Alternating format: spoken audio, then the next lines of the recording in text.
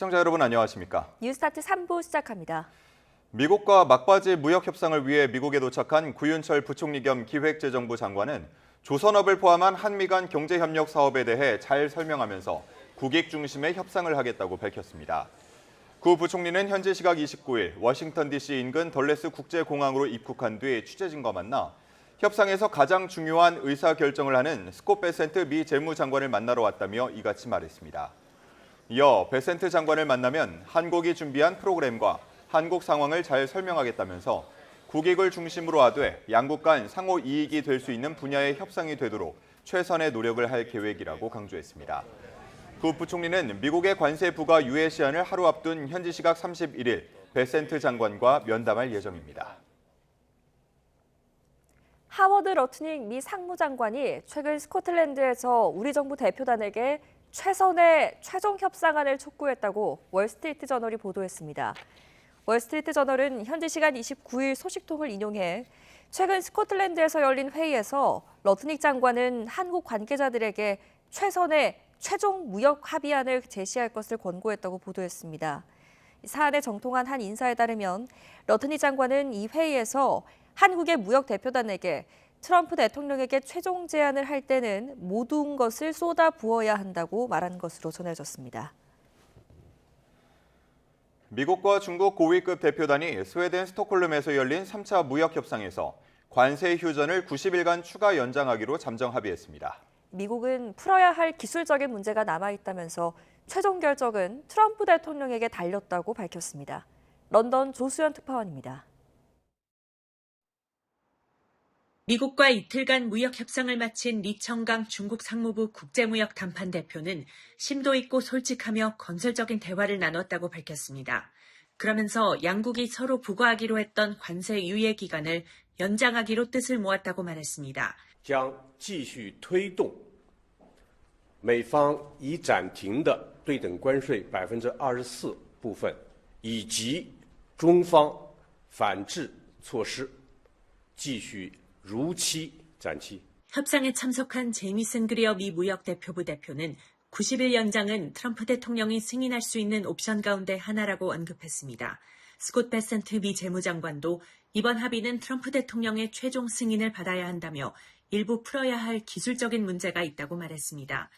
만약 트럼프 대통령이 유예 연장을 승인하지 않으면 중국산 상품에 대한 관세는 4월 당시 수준인 34%로 되돌아가거나 별도로 책정될 수도 있다고 설명했습니다.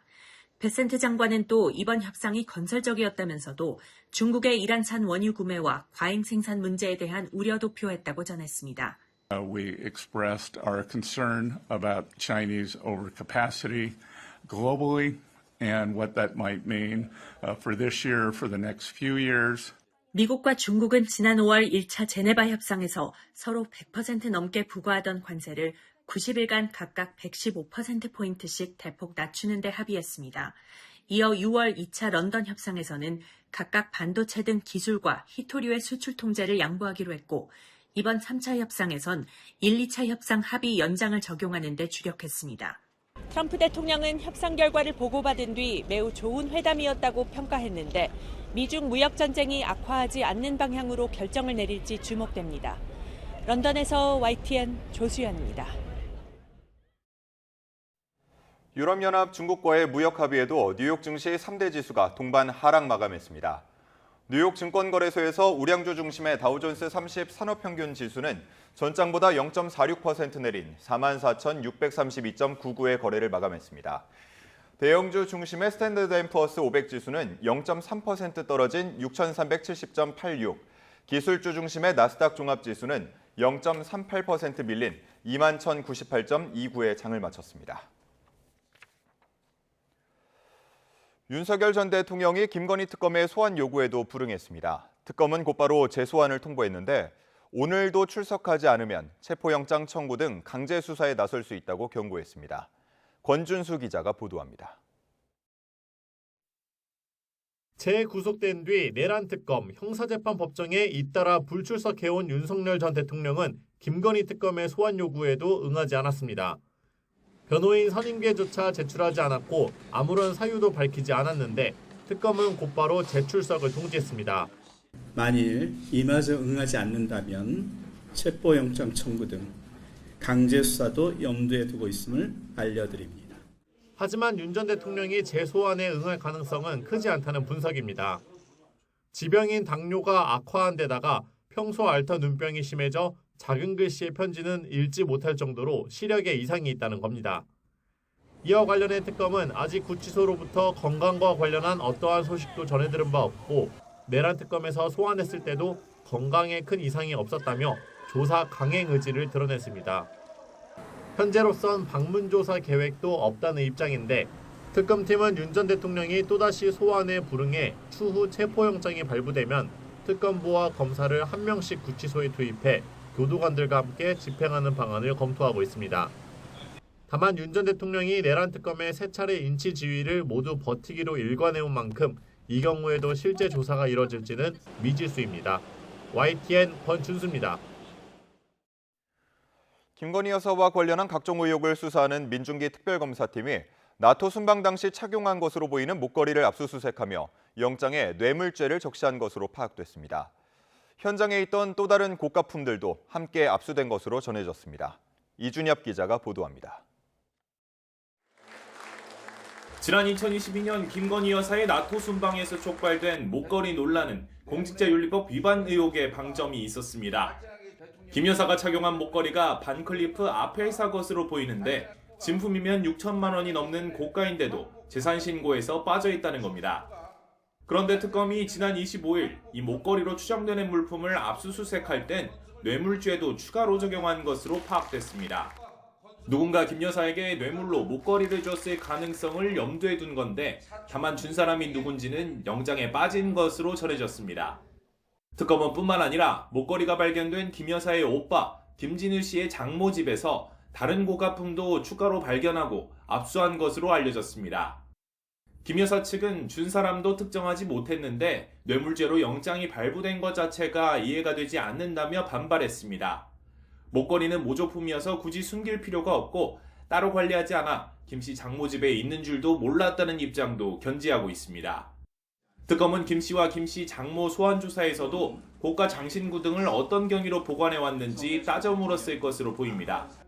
압수수색에서 발견된 목걸이가 순방 당시와 정말 같은 물건이 맞는지, 왜 먼 집안 사람의 집에서 발견됐는지 등은 다음 달 6일 김 여사 소환 조사에서도 쟁점이 될 전망입니다. YTN 이준엽입니다. 오늘의 주요 국회 일정입니다. 더불어민주당은 내란 김건희 최상병 특검 수사를 지원하는 3대 특검 종합대응특별위원회를 오늘 정식으로 출범합니다. 특위는 진상규명을 파기하는 각종 행위에 대응하고 공익제보자 보호와 제보 접수, 법령 제정을 통한 제도 개선 등으로 다양하게 특검 조사를 도울 예정입니다. 특위위원장에는 전현희 최고위원이, 위원회는 김병주 최고위원 등이 선임됐습니다. 국민의힘은 다음 달 22일 차기 지도부를 선출하는 전당대회를 앞두고 오늘부터 이틀 동안 후보 등록을 진행합니다. 지금까지 당대표 출마 의사를 밝힌 건 김문수 전 고용노동부 장관과 조경태, 안철수, 장동혁, 주진우 의원, 장성민, 양양자 전 의원 등입니다. 최고위원회는 김재원 전 최고위원과 김근식 서울 송파병 당협위원장, 김민수 전 대변인, 김소연 변호사, 김태우 전 강서구청장 등이 출사표를 냈습니다. 국민의힘은 이번 전당대회를 통해 당대표를 비롯해 최고위원 4명과 청년 최고위원 1명을 선출합니다. 더불어민주당과 정부가 법인세 최고 세율을 25%로 원상복구하고 주식 양도소득세 과세 대상도 확대하기로 했습니다. 윤석열 정부의 감세 정책전으로 돌아가겠다는 건데 국민의힘은 애꿎은 기업만 쥐어짠다고 반발했습니다. 강민경 기자입니다. 이재명표 첫 세제 개편안 발표를 앞둔 정부 여당이 현행 24%인 법인세 최고 세율을 25%로 조정하겠다고 공언했습니다.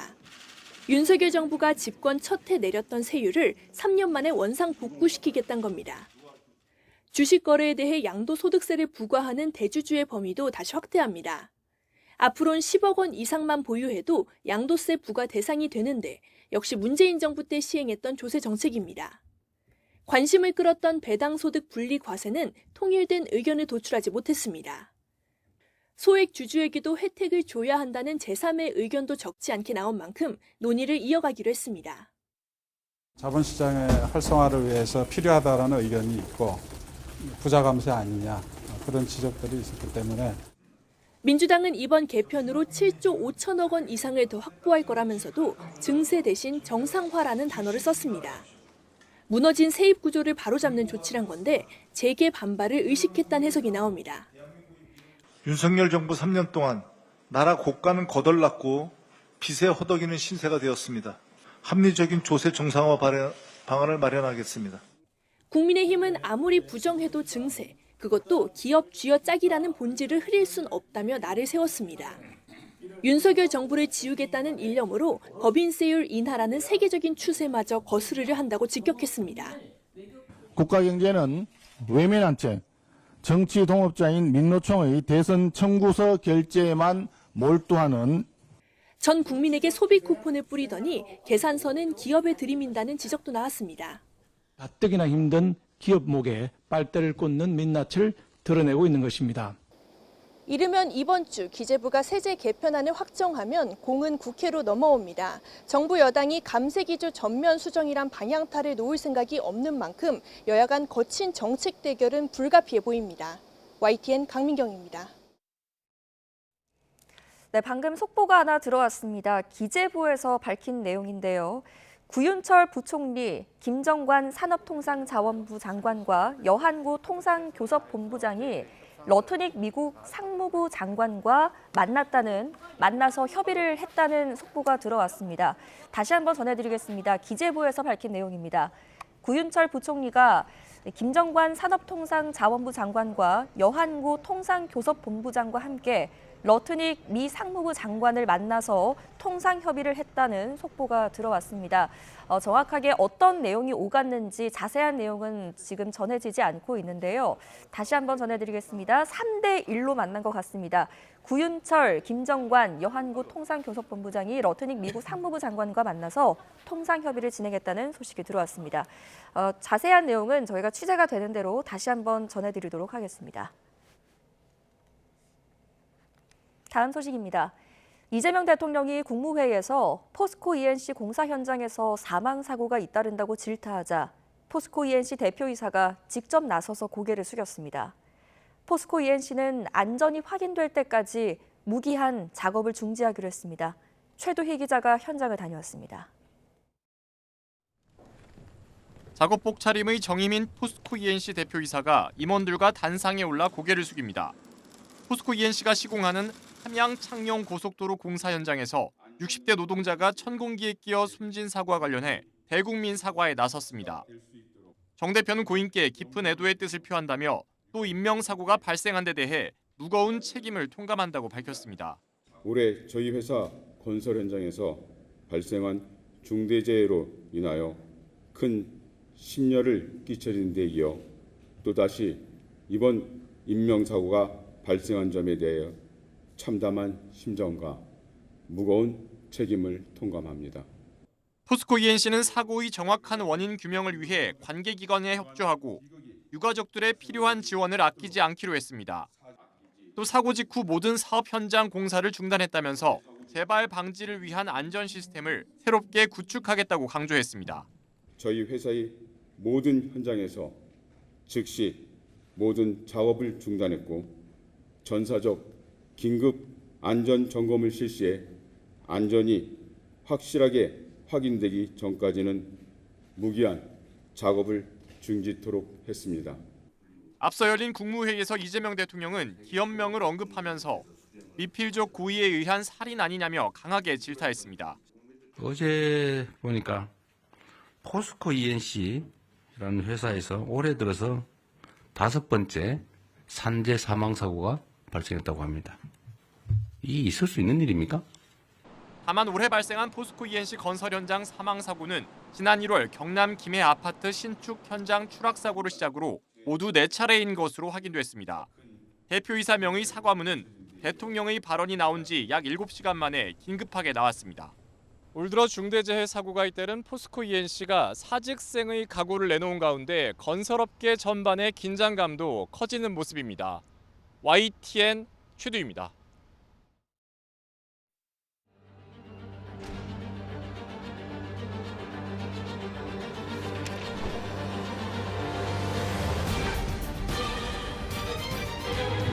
South Koreans flew to Scotland.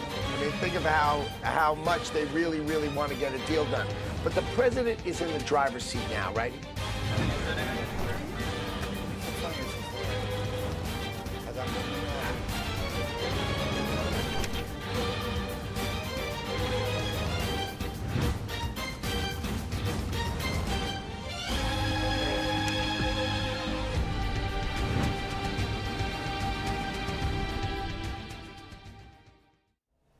경제 소식을 빠르고 친절하게 전달해 드립니다. 스타트 경제, 오늘은 이윤수 서강대학교 경제학과 교수와 함께하겠습니다. 교수님 어서 오십시오. 예, 안녕하십니까? 네. 자, 조금 전에 저희가 속보로 전해드렸는데요. 구윤철 부총리 그리고 김정관 산업부 장관, 여한구 통상교섭본부장이 러트닉 미국 상무부 장관과 만나서 통상협의를 했다고 합니다. 미국 시각으로 29일 오후 3시부터 2시간 동안이라고 하니까 우리 시간으로 따져봤을 때 이제 조금 전에 끝난 거라고 볼 수가 있겠는데 부총리 같은 경우는 거의 도착하자마자 협상에 나선 것으로 보이고요. 어떤 내용이 오갔을까요? 그래서 이게 상무장관이란 분이 하는 일이 사실은 뭐 제조업이라든가 어떤 산업, 무역 정책과 관련된 것을 담당하는 분이라고 볼 때 그 일본과 EU 협상에서 가장 중요한 것 중에 하나가 관세율보다도 얼마만큼의 돈을 미국에 투자할 거냐였었다라고 이제 생각을 해보시면 됩니다. 그런 측면에서 본다면 우리 같은 경우도 뭐 삼성전자를 포함해서 조선업, 현대차 이런 기업들의 투자가 이제 실질적으로 얼마나 이루어지느냐가 우리가 몇 %의 관세를 받는가를 결정짓는 데 중요한 역할을 할 건데요. 이와 관련해서 뭐 아시다시피 상무부 장관은 우리한테 굉장히 많은 것을 내놓을 수 있는 건 다 내놓으라는 식의 입장을 고수하고 있고 그런 측면에서 한국이 기업과 정부를 통해서 얼마만큼의 투자를 미국에 가져올 것인가에 대한 논의를 좀 했을 것 같고요. 그것에 기반해서 결과적으로 그 베센트 장관과의 어떤 그 관세율 협상 이런 것들이 조율이 될 거라고 예측을 해볼 수 있을 것 같습니다. 네, 우리로서는 얼마나 어떤 것을 내어주고 관세율을 낮출 것인지가 관건이 될 텐데 우리 목표가 어느 정도로 지금 부과를 받는 것으로 잡고 있을까요? 일단 관세율과 관련해서는 15%가 당연히 이제 목표가 될 거라고 생각을 합니다. 왜냐하면 지금 EU하고 일본의 협상에서 이제 15%가 결정이 됐고요. 그런 측면에서 특히 우리는 자동차가 그 미국과의 협상에서 중요한 품목인데 일본의 경우는 사실 관세가 있었고 우리는 FTA로 관세가 없었던 상황에서 이제 똑같이 15%가 된다라고 하더라도 저희한테는 굉장히 부담스러운 상황입니다. 네. 사실 일본의 경우 이 15% 관세 협상이 되면서 자동차 가격이 차당 뭐 한 400만 원 가까이 떨어진다라는 분석이 나왔는데요. 그러면 우리 같은 경우에 현대자동차가 경쟁하는 품목에 있어서 일본 차에 비해서 우리의 경쟁력이 굉장히 떨어질 우려가 있는 우려가 있습니다. 그런 측면에서는 관세율과 관련해서는 적어도 15%가 우리의 입장에서 굉장히 중요한 목표가 될 거라고 생각을 해볼 수 있을 것 같습니다. 그럼 관세율은 15%, 자동차 관세는 뭐 12.5% 정도를 목표로? 그 정도 되면 좋죠. 그러니까 한 1%라도 낮아진다면 저희 입장에서는 우리가 어떤 특별한 대우를 받았다라는 측면도 있고 그리고 말씀하신 대로 2.5% 정도라면 지금까지 저희가 가지고 있었던 관세에서의 그 일본과의 관세의 차이를 어느 정도는 유지를 하는 거기 때문에 가격 경쟁력 측면에서 사실 미국 소비자 입장에서 관세를 통해서 가격이 올라가는 건 또 뭐 어쩔 수 없습니다. 그로 인해서 수요는 줄겠지만 이거는 사실 상대 국가의 경쟁이기 때문에 일본에 비해서 우리가 만약에 관세 부담이 더 커진다면 직접적인 타격을 받을 우려가 있고 그리고 이게 15%가 아닌 더 높은 관세를 받게 된다면 사실 미국에서 생산하는 것을 늘릴 수밖에 없는 상황이 될 수도 있고 이런 것들은 투자라든가 공급망 조정에서 굉장히 어려운 문제점들을 가지고 올 것이기 때문에 15% 그다음 자동차 같은 경우 이제 적어도 그거보다 낮은 것을 받아낼 수 있다면 굉장히 좋은 결과가 아닐까라고 생각을 합니다. 네. 지금 워싱턴부터 뭐 뉴욕, 스코틀랜드 그리고 다시 워싱턴까지 정말 그야말로 정부 대표단이 이렇게 총력전을 펼치고 있는 사이에 이제 기업인들도 하나둘 워싱턴에 도착. 도착하고 있습니다. 이재용 삼성전자 회장도 워싱턴에 도착했는데 어떤 좀 카드들을 들고 갔을까요? 사실 말씀드렸듯이 미국에 얼마나 투자가 이루어질 것인가가 관심사입니다. 이게 그 유럽하고 일본 같은 경우 일본이 약 5,500억 달러 투자를 약속을 했고 EU도 약 6천억 달러 이거 할 수 있느냐라는 얘기가 나올 정도로 굉장히 큰 금액인데요.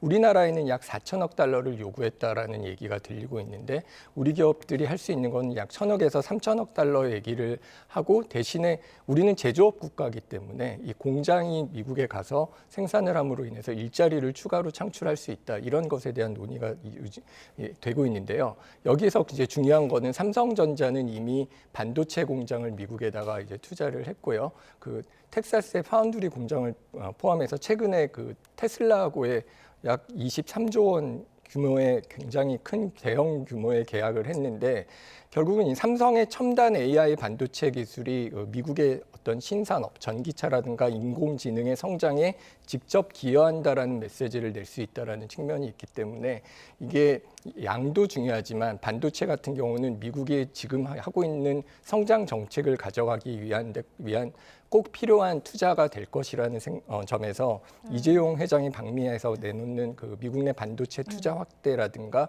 AI 반도체 등 첨단 기술과의 협력, 그다음 미 현지에서의 공급망 확장을 통한 고용에 기여하는 것들이 저희한테는 중요한 협상 카드로 작용될 가능성이 있다라고 생각합니다. 네, 지금 삼성뿐 아니라 다른 기업들도 총력전 지원에 나섰는데 협상에 도움이 되겠습니까? 도움이 되면 좋을 텐데요. 이게 도움이 되는 거에 대한 논의를 떠나서 지금 이게 없이는 협상이 안 될 가능성도 있다라는 점을 우려를 해야 될 상황이라고 생각을 합니다. 왜냐하면 트럼프의 입장에서는 사실 아까 상무부 장관도 이게 한국 사람 관료가 저희 스코틀랜드까지 왔다. 이거 얼마나 급하냐라는 얘기를 했는데 결국은 정치하는 사람들의 입장에서는 봐라 우리가 이렇게 하니까 다른 나라에서 우리한테 투자를 하고 일자리를 가져온다라는 것을 보여주고 싶어 하고요. 트럼프의 경우는 이런 것들을 취임 전부터 해왔기 때문에 어떤 우리가 미국에 투자하는 것을 정부만의 힘으로는 할 수 없고 결국은 기업이 가서 해야 되는 거고요. 그런 측면에서는 하나그룹이 뭐 조선업을 한다라든가 셀트리온이 어떤 제약 관련 공장을 만드는 것, 그리고 현대차의 공장 확장, 그리고 SK가 뭐 반도체 공장도 건설하고 미국 배터리 공장 신설하는 것들이 결국은 그 아까 말한 4천억 달러를 요구한 투자 금액에 들어가는 것들이기 때문에 이런 것들이 숫자가 적더라도 실질적으로 파급 효과가 크고 고용으로 이어진다라는 측면에서는 미국에서 굉장히 중요한 문제라고 생각을 합니다. 예. 이게 숫자가 뭐 4천억 달러까지 가면 상당히 우리 뭐 경제 규모에 비하면은 큰 숫자가 될 것 같은데 기존에 미국에 투자하던 그런 금액들도 좀 포함이 돼서 계산이 되는 겁니까? 그렇게 생각은 안 할 거라고 걱정이 되는데요. 그래서 얘기하는 게 1,000억에서 3천억 달러 플러스 알파인데 금액을 우리가 4천을 맞추는 것처럼 보이도록 어느 정도 얘기를 할 거고 그런 측면에서는 사실 예전에 했던 것도 협상에서 우리가 이렇기 때문에 선제적으로 하고 있는 거다. 다른 나라는 지금 EU 같은 경우는 얘기를 했지만 너희가 그렇게 요구해서 숫자를 올렸더라도 이게 공수표가 될 수가 있는 반면에 우리는 이미 이런 걸 해왔고 지금 당장 삼성전자 같은 경우가 뭐 불과 며칠 전에 투자를 굉장히 대규모로 하지 않았냐. 우리는 이게 정말 그 실질적으로 만들어내는 숫자고 이를 통해서 고용이라는 플러스 알파를 가지고 올 수 있기 때문에 우리의 숫자를 좀 더 심각하게 받아들여야 된다라는 협상 카드를 내놔야 될 거라고 생각을 합니다. 네, 지금 우리로서 그려볼 수 있는 현실 가능성이 있는 베스트 시나리오는 결국엔 15% 관세율이 될 거고요. 상상하기는 싫지만 만약에 워스트 시나리오가 있다면 이번 시한 내에 협상을 하지 못해서 25% 관세를 그대로 맞게 되는 그런 상황이 될까요? 그럴 가능성은 사실 높지는 않다라고 생각을 합니다. 네. 일단 정말 최악은 이제 협상이 결렬이 되면 사실 불과 8월 1일이기 때문에 이제 정말 시간이 얼마 안 남았습니다. 그럼 말씀하신 대로 25% 관세를 받게 되고요. 25% 관세라는 건 사실 저희가 공급망을 다시 또 개편을 해야 되는 저희가 생각했던 것보다 처음에 트럼프가 들어오기 전에 생각했던 것보다 훨씬 안 좋은 수치고 이런 경우에는 미국의 수출을 걱정해야 될 게 아니라 우리 기업의 공급망 재편이 우리나라 산업 구조를 어떻게 흔들 것인가에 대한 고민을 해야 되는 큰 숫자이기 때문에 그런 시나리오가 나와서는 안 될 거라고 생각을 하고요. 아마도 만약에 그런 시나리오가 갈 상황이 된다면 중국처럼 어느 정도 우리가 협상을 좀 더 늘리고 그것을 유예를 받는 어떤 절충안이 나올 것이라고 생각을 하고요. 그게 중요한 거는 사실 트럼프도 강조했듯이 그 유예를 할 때마다 상대 국가가 얼마만큼의 양보를 가지고 오느냐를 강조했습니다. 네네. 내가 얼마만큼의 양보를 하느냐가 관건이고 우리가 굉장히 많은 양보를 했지만 이게 충분하지 않다면 우리는 남은 어떤 유예 기간 동안에 새로운 안을 좀 더 해놓겠다라는 식으로 그 늘리는 절충안 정도가 나오지 않을까라고 생각을 합니다. 예. 자, 이번 한미 관세 협상에서 조선업이 우리가 쥐고 있는 키가 될 수 있다라는 얘기가 많이 나오고 있고 앞서서 이제 마가에 S를 더한 마스가라는 프로젝트를 또 제안한 것으로도 알려졌는데 이번에 조선업이 어느 정도의 역할을 하게 될까요? 네, 조선업은 사실 저희 우리나라에서는 굉장히 많이 홍보가 되고 굉장히 중요한 카드라고 얘기를 하고 있지만 미국의 입장에서는 조금 다른 것 같다라는 생각이 좀 들어요. 사실 이게 굉장히 힘든 이유는 그 존스 액트라는 법이 있습니다. 이거는 미국에서 예를 들면은 미국에서 해외로 나가는 것도 아니고 예를 들면은 해외에서 그 건조된 배는 들어올 때 세금을 더 매기는 이런 제도가 있는데 존스 액트는 미국에서 예를 들면 필라델피아에서 다른 항구로 갈 때 운항되는 해상 그 선박이 미국에서 건조가 돼야 되고요. 미국 국적이고 미국 자본 소유해야 되고 미국인이 운항해야 되고 미국 선원으로 구성이 되어 있어야 됩니다. 그러니까 해운업에서 굉장히 까다로운 조건이고 지금 미국이 굉장히 상선 이제 이런 것들의 건조 능력이 안 되는데 우리가 가서 배를 짓는다고 해도 그게 어떤 자본 구조가 미국이 뭐 70% 이상을 가지고 있지 않으면은 그 선박을 미국 해운업에서 살 것이냐라는 문제가 있습니다. 그런 측면에서는 일단은 지금의 미국 규제를 극복을 하고 우리가 투자를 할 수 있느냐의 문제가 있고요. 그리고 두 번째는 실질적으로 거기서 인력 양성이라든가 기술 이전의 문제가 쉽지 않을 수 있다라는 우려가 있고요. 가장 중요한 거는 이 숫자라고 생각을 합니다. 이게 지금 아까 말씀드렸던 4천억 달러를 이제 부르고 있는 상황에 비해서 실질적으로 조선업이 지금 이제 하나가 내놓은 숫자 같은 것들은 상대적으로 큰 규모는 아니기 때문에 미국의 입장에서는 이게 한국 기업이 우리나라 저희 미국에 들어와서 투자를 하긴 하지만 이게 한국 기업에 좋은 거지 사실은 미국에 좋은 거는 그렇게 뭐 미국에는 굉장히 중요한 일이긴 합니다. 왜냐하면 선박 자체가 조선이 안 되기 선박 자체가 만들어지지 않기 때문에 굉장히 중요한 거긴 하지만 그럼에도 불구하고 미국에서는 이거 니네 좋은 일이다라는 어떤 협상의 압박을 할 수도 있기 때문에 중요한 카드는 맞지만 너무 큰 것을 기대하기는 어렵다. 그렇기 때문에 뭐 다른 반도체라든가 자동차 이런 것에서의 협상도 굉장히 중요하다라고 생각을 합니다. 그럼 반대로 우리가 양보를 해야 한, 내어줘야 할 것들은 뭐 미국에서 가장 원하는 게 있다면 어떤 게 있는 겁니까? 일단은 지금 그 2+2 협상 이제 둘둘이 하는 협상에서 지금 아까 뭐 3대1의 협상으로 좀 상황이 바뀌었던데 그게 협상이 결렬된 이후에 나왔던 카드가 농산물 같은 게 있지 않습니까? 일본이 쌀 같은 농산물 협상을 이제 개방을 했고요. 우리 입장에서도 그런 정부가 어떤 농산물 시장에 대한 얘기를 했는데 미국에서는 미국 내 투자도 중요하지만 시장을 굉장히 많이 개방시켰다라는 측면도 중요합니다. 특히 그 30개월 소고기 같은 경우는 사실 우리가 살지는 잘 모르겠지만 미국에서는 그것을 파는 것보다도 중요한 게 그 30개월을 골라내는 어떤 방역과 검역과 관련된 그 규제로 인한 그 비용이 크기 때문에 수출액보다도 어떤 규제 비용을 줄인다라는 측면에서 그것을 요구하고 있는 거고요. 그 다음에 디지털 플랫폼과 관련돼서 뭐 구글맵이라든가 이런 것들에 대한 어떤 개방 같은 것들을 요구를 해왔기 때문에 이런 시장 개방의 강도도 높일 가능성이 있지 않을까라고 생각을 합니다. 네, 뭐 농산물과 소고기는 또 민감한 사안이기 때문에 또 협상단 입장에서는 참 곤혹스러울 것 같습니다. 굉장히 힘든 일이라고 생각을 합니다. 네, 자 미중 상황 한번 살펴보겠습니다. 지금 미중에서 관세 휴전 90일 연장의 잠정 합의안을 낸 것으로 전해지고 있는데 과연 이게 이제 잘 지켜질 것이냐 이거든요. 근데 워낙 이 트럼프가 돌발적인 행동을 많이 하다 보니까 변화가 있을 거라고 충분히 그런 가능성은 있다고 보십니까? 예, 뭐 트럼프가 말을 바꾼 게 어제 오늘의 일이 아니기 때문에 이런 가능성을 열어놔야 된다고 생각을 하고요. 실제로 뭐 90일 연장을 하기로 했습니다만 일단 이게 그대로 이행될지조차 좀 불확실한 상황입니다. 그리고 트럼프의 협상 방식을 과거 사례를 보면은 협의문, 이제 합의문 이제 둘 사이에 합의가 된 것조차 즉석에서 수정한 적이 여러 번 있는데 대미 투자액도 뭐 4천억 달러에서 5천억 달러로 조정을 했고요. 그 관세도 원래 10% 협상된 거를 15%로 바꿨다라는 얘기가 있습니다. 그럼 미중 관세 합의 역시 이게 최종이라기보다는 결국 협상 프레임에서 어떤 식의 이득을 가져갈 것이냐라는 어떤 조건을 바꾸고 관세를 압박 수단으로 활용하기 위한 수단으로 보이는 게 맞을 거라고 생각을 하고요. 네. 정치적 제스처가 되게 강한데 실제 내용보다는 향후에 어떻게 대응하고 있는지 그 시나리오를 관심 있게 봐야 될 거라고 생각을 합니다. 네. 예. 자, 다른 얘기도 좀 해보도록 하겠습니다. 지금 FOMC 정례 회의와 관련해서도 주목이 되고 있는데 워낙 트럼프 대통령이 금리 인하를 압박하고 있다 보니까요. 일단 뭐 시장에서는 이번에는 금리 동결을 예상을 하는 것 같긴 한데 그보다는 이제 파월의 입에 주목하는 것 같아요. 네. 일단은 트럼프가 굉장히 정치적인 압박을 해왔고 얼마 전에는 건설 현장에 가서도 니네들 돈을 되게 많이 쓴다라는 억지를 부리기도 했었는데요. 어떤 그 반면에 파월의 입장에서는 어쨌든 간에 연준의 독립성, 통화정책의 독립성을 지킨다라는 메시지가 되게 중요하고 그런 측면에서는 질문이 또 나오겠지만 정치적으로 독립되어 있으니 더 이상 그런 질문을 하지 말라라는 얘기를 이제 할 거라고 생각은 되는데요.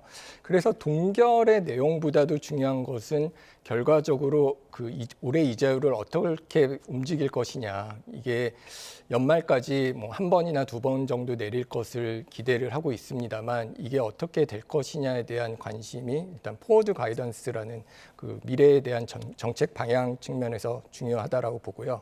그다음에 이제 관세 정책에 대한 불확실성이 어느 정도 해소되고 있느냐. 이것이 결국은 통화 정책의 향방을 중요하게 결정하는 요소이기 때문에 그에 대한 내용이 주요 포인트가 되고 파웰 이외에 파월 이사 외에도 이제 월러라든가 보우만 이사 등은 선제적으로 금리를 내려야 한다는 얘기를 해왔기 때문에 이런 것들이 이번 회의에서 어떻게 반영이 되는지가 향후에 좀 주목해서 봐야 될 부분이라고 보시면 될 것 같습니다. 네. 경제 지표나 고용 지표 등을 아무래도 참고할 수밖에 없겠는데 트럼프의 관세 정책이 이제 좀 영향을 주고 있나요? 어떻습니까? 일단 지금까지는 고용에 심각하게 영향을 주고 있는 것으로 나타나고 있지는 않습니다. 그리고 물가 인상에 대한 우려가 굉장히 많았는데 인플레이션 숫자가 미국이 현재 떨어지고 있는 속도가 준 것은 분명합니다만은 처음에 우려했던 대로 이렇게 인플레이션이 심각하게 나타나고 있지는 않고요. 그다음에 이게 인플레이션이 올라가는 게 결과적으로 중요하게 봐야 될 것은 사람들의 기대가 바뀌냐와 이 관세로 인한 인플레이션이 지속되느냐는 문제인데 이게 인플레이션을 통해서 이제 물가가 한 번 이제 올라갔는데 이게 계속 올라가면 문제가 되는 거고요. 네. 관세가 반영이 돼서 한 번 올라간 다음에 거기서 계속 유지가 되면은 물가 수준은 올라가 있습니다. 근데 그 물가가 오르는 현상이 계속되고는 있지는 않기 때문에 그건 통화 정책으로 할 수 있는 부분이 아닙니다. 그런 측면에서는 어떤 이런 관세로 인해서 경제가 압박되는 것을 완화하기 위해서 통화 정책을 선제적으로 인하를 하고 그다음에 물가가 올라간 거는 올라간 뒤에 계속 올라가는 어떤 지속적으로 인플레이션이 나타나는 게 아니라면은 그것은 통화 정책과는 상관없는 부분이기 때문에 선제적 인하의 가능성도 어떤 그 계속 얘기가 나온다라고 볼 수 있을 것 같습니다. 네. 자, 또 IMF에서 내놓은 경제 전망치 하나 보겠습니다. 지금 세계 경제는 상향을 했는데 우리나라 성장률 전망치를 하향했습니다. 지금 그래프가 준비되어 있다면 보면 좋을 텐데요.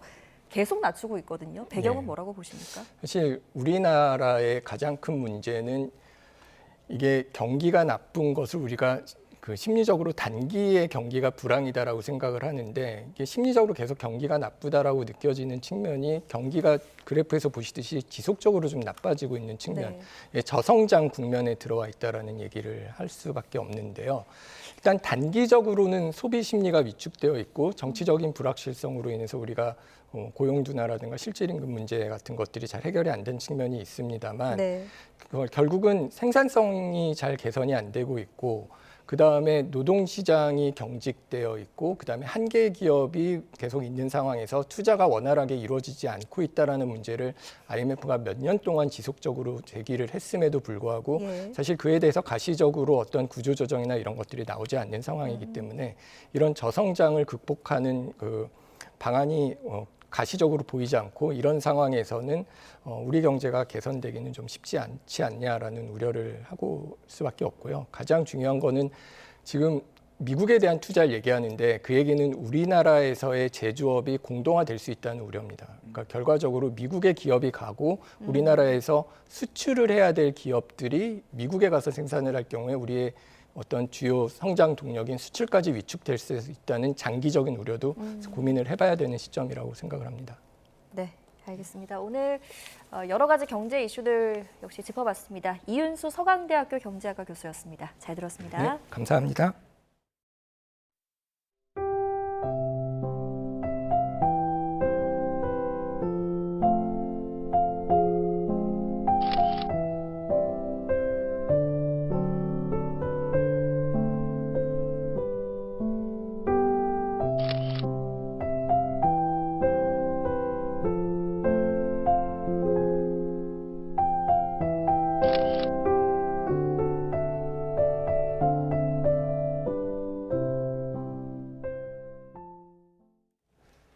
이 년 가까이 이어지고 있는 가자지구 전쟁에 기아 위기까지 겹치면서 사망자가 6만 명을 넘어섰습니다. 프랑스에 이어 영국도 이스라엘이 휴전에 나서지 않으면 팔레스타인을 국가로 인정하겠다며 압박하고 나섰습니다. 정유신 기자입니다. 수송기 한 대가 지나가며 낙하산으로 긴급 구호품을 투하합니다. 요르단에 이어 영국과 독일, 프랑스도 구호품 전달을 위해 수송기를 준비하고 있습니다. 이스라엘 군도 트럭으로 일부 난민촌에 구호품 지원에 나섰습니다. 하지만 임시 방편일 뿐 아이들의 배고픔을 해결하기엔 턱없이 부족합니다. 유엔 등 국제기구들은 이미 가자지구가 20세기 에티오피아 기근에 비유할 만큼 최악의 시나리오에 진입했다고 경고했습니다. 가자 4가구 가운데 1가구가 심각한 굶주림을 겪고 있고 5살 미만 아동의 급성 영양실조 비중이 17%에 달한다고 전했습니다. For it's not a warning, it is an active and significant humanitarian catastrophe.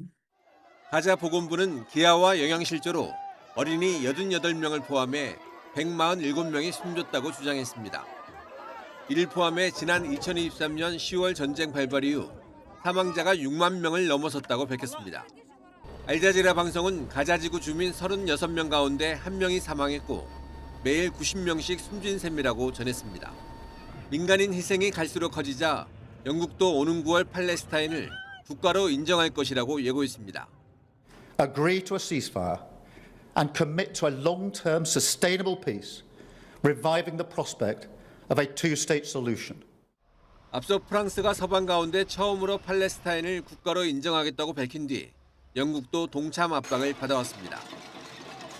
이번 발표는 트럼프 미국 대통령이 영국의 팔레스타인 국가 인정에 대해 신경 쓰지 않는다고 언급한 지 하루 만에 나왔습니다.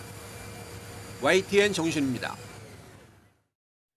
전 세계 청소년들의 창의력과 발명 아이디어를 겨루는 세계 청소년 올림피아드가 올해로 10회째를 맞았습니다. 14개국에서 모인 참가자들은 일상 속 문제에서 착안한 다양한 발명품을 선보이며 열띤 경연을 펼쳤습니다.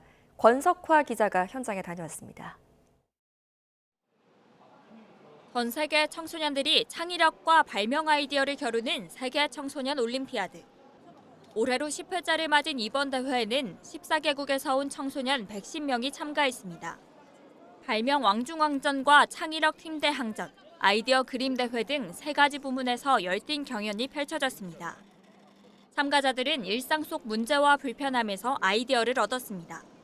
저희 외할머니께서 되게 시골 외딴 지역에 사셔가지고 LPG 비용이 너무 많이 나오셔서 경제적 어려움을 겪고 계신 걸 착안해서 이제 제작을 했어요. 그래서 태양광 발전기를 이용하기 때문에 추가적인 비용은 없고. 공연장에 장애인 주차 공간이 부족해 불편을 겪는 모습을 보고 착안한 발명품도 눈길을 끌었습니다. 장애인분들의 편의를 위해서 만들어진 주차장이고요. 내비게이션으로 자리가 차 있는지, 장애인 주차 구역에 자리가 차 있는지 안 차 있는지를 알려주는 시스템입니다. 이번 행사에는 로봇과 인공지능, 드론 등을 체험할 수 있는 부스도 마련됐고 장기자랑과 명사특강 등 참가자들을 위한 다양한 프로그램도 진행됩니다. 전 세계 청소년 학생들이 이곳 서울에 모여서 자기들의 창의성과 창의성의 핵심인 발명을 겨뤄보는 그런 자리를 만들고 싶었습니다. 세계 학생들과 겨뤄보고 또 더욱이 수상까지 할 수 있는 기회를 가져가면 좋겠습니다. 전 세계 청소년들이 모여 뜨거운 열정을 펼치는 이번 세계 청소년 올림피아드는 30일까지 계속됩니다. YTN 사이언스 권석화입니다. 한국을 대표하는 상징물이자 서울의 랜드마크인 YTN 서울타워가 오늘 준공 50주년을 맞았습니다. YTN은 서울타워 준공을 기념해서 오늘 밤 서울타워 탑신의 대형 미디어 파사드를 펼칠 예정입니다. YTN 남산 스튜디오에서는 어제에 이어 오늘도 관광객들을 상대로 하는 앵커 체험 이벤트가 진행됩니다. 또 대형 중계차에서 관광객들이 직접 생방송 시스템을 체험하는 행사도 열립니다. 최고 높이 해발 480m의 YTN 서울타워는 1975년 7월 30일 종합송신탑의 용도로 준공된 뒤 1980년 10월 일반에 공개됐습니다. YTN은 지난 2000년 서울타워를 인수해서 전통과 현대를 아우르는 명소로 개발해왔으며 특히 내년부터는 새로운 패러다임의 변신을 준비하고 있습니다. 끝으로 출근길 날씨 살펴보겠습니다. YTN 야외 스튜디오에 연결합니다. 원희다 캐스터. 네, 원희다입니다. 네, 오늘이 삼복더위 중 두 번째 중복입니다. 하루 동안 또 얼마나 더울까요? 네, 7월의 끝자락에서 오늘 중복더위가 기승을 부리겠습니다. 서울은 열하루째 열대야가 일주일째 폭염경보가 지속하고 있는데요. 현재 28.9도를 보이고 있는 서울 기온, 한낮에 36도까지 크게 치솟겠습니다. 네, 이런 더위 속에 본격 휴가철에 접어들었는데 주의해야 할 기상 상황도 있습니까? 네, 우선 무엇보다 지금은 고산지대인 태백 지방에도 폭염특보가 내려질 정도로 폭염이 극심합니다.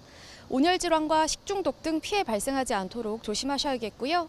당분간 남해안과 제주도를 중심으로는 너울성 파도가 높게 일겠습니다. 해수욕장 찾으시는 분들은 안전사고에 각별히 유의하시기 바랍니다. 오늘은 서쪽 지방부터 구름의 양이 점차 늘겠습니다. 낮 동안에는 전국적으로 자외선이 무척 강하겠고요. 오후 한때 경기 북동부와 강원 중북부에는 소나기 가능성이 있겠습니다. 자세한 지역별 기온입니다. 현재 서울 기온은 28.9도, 청주 28.6도, 제주 28도 등 서쪽 지방과 해안가 곳곳에서 밤더위가 나타났고요. 특히 체감 온도는 초열대야 기준인 30도 안팎을 보이고 있습니다. 전국 대부분 지역에 폭염 경보가 이어지는 가운데 한낮에는 서울과 대구 36도, 대전 38도까지 크게 치솟겠습니다. 남은 한 주간 비교적 맑은 가운데 밤에는 열대야가, 낮에는 35도 안팎의 고온이 지속할 전망입니다. 폭염이 장기화하면서 지치기 쉬운 날들이 이어지고 있습니다. 목이 마르지 않더라도 수분 섭취 충분히 해주시고요. 오늘은 중복을 맞아 보양식으로 건강 챙겨보시기 바랍니다. 지금까지 YTN 원희다입니다.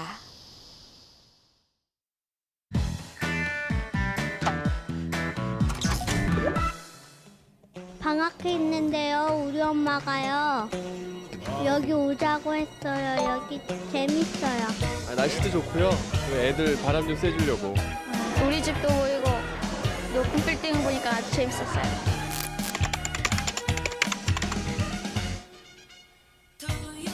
서울 한가운데에 자리 잡고 있는 남산은 서울 시민들의 좋은 휴식처입니다. 엄마인데 어른들 어린이 하나요.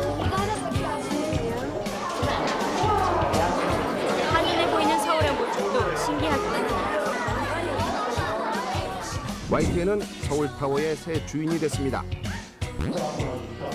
이제 서울의 명소로서 이름값을 좀 할 수 있을 것 같네요. 낯선 이방인들에게도 이곳 서울타워는 다시 찾고 싶은 자랑거리가 됐습니다. 북한 태권도의 정수를 보여줬던 태권도 선수들. 그가 어디를 한건 걸까? 평양보다 이렇게 맑지 못하고 차가 많으니까 어지럽다고 한다. 서울 남산 하늘에 휘영청 둥근 보름달이 떴습니다. 어디 떴나? 남자이 떴지. 그래.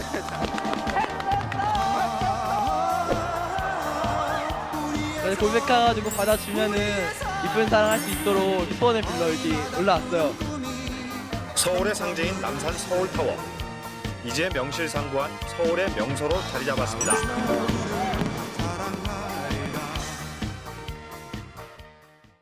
이상으로 뉴스타트 3부 마칩니다. 네, 오늘도 날이 많이 덥다고 합니다. 건강관리 잘하시기 바랍니다. 시청해주셔서 고맙습니다.